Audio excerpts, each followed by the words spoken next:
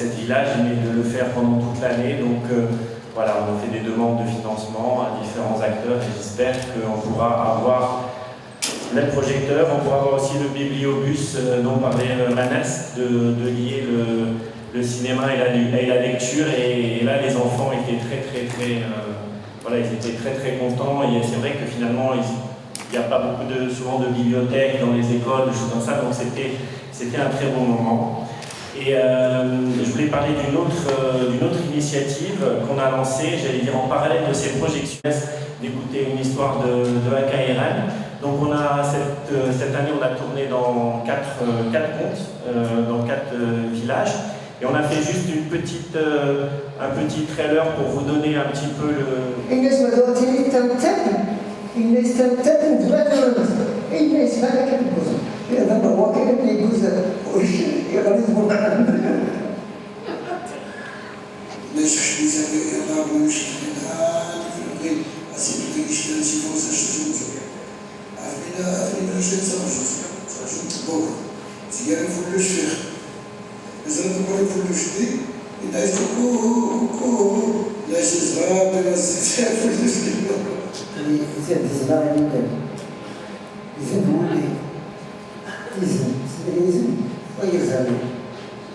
المهرجان الدولي للشريط الوثائقي بأكادير.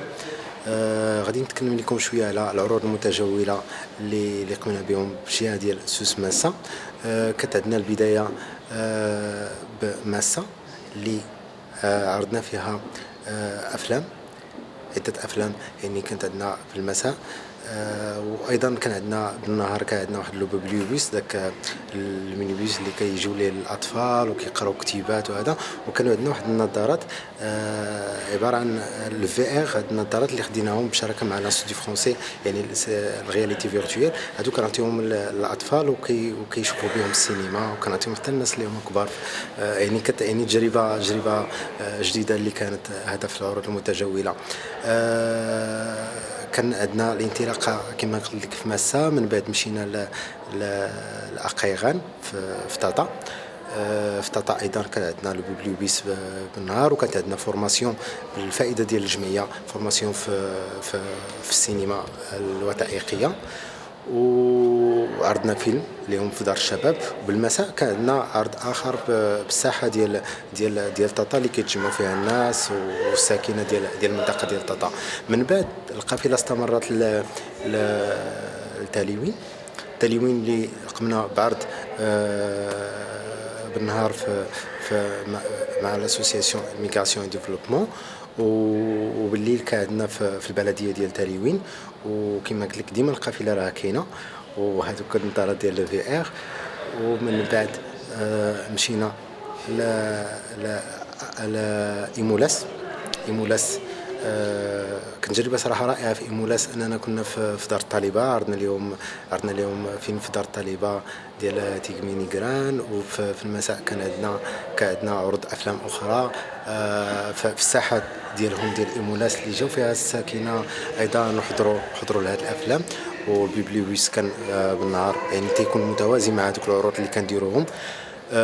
في المساء كانت عندنا العرض اخير اللي درنا، كان عندنا في الاربعاء الساحل بتيزنيت، يعني في 4 الساعه تيزنيت مع بشراكه مع جمعيه La 11e édition du FIDADOC, le Festival international de films documentaires d'Agadir, se déroulera du 18 au 22 juin.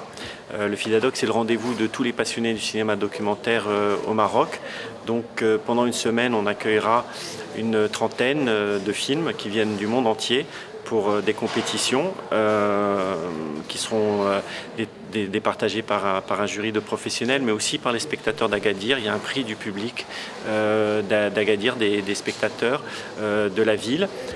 Le festival, c'est aussi une compétition de court-métrage, et donc on accueille des jeunes cinéastes de marocains, mais aussi du monde arabe, africain, qui pendant une semaine, cette centaine de jeunes cinéastes vient à la fois pour montrer leurs films, mais aussi pour rencontrer des professionnels du monde entier, afin de développer leurs propres projets. Et la plus grande fierté du FIDADOC, c'est de voir revenir des jeunes qu'on a vus ici venir avec leurs projets il y a 2-3 ans, et de revenir 3 ans après avec le film terminé en compétition internationale. Le Festival d'Agadir, c'est aussi un festival où on essaye d'aller à la rencontre du public. Donc on a les projections dans les salles, mais on va aussi dans les écoles, dans les centres de sauvegarde, on va à l'université, évidemment, faire des projections tous les soirs avec les étudiants. Donc voilà, on essaye de toucher tous les publics de la ville et de la région. Et nous vous attendons tous la semaine prochaine.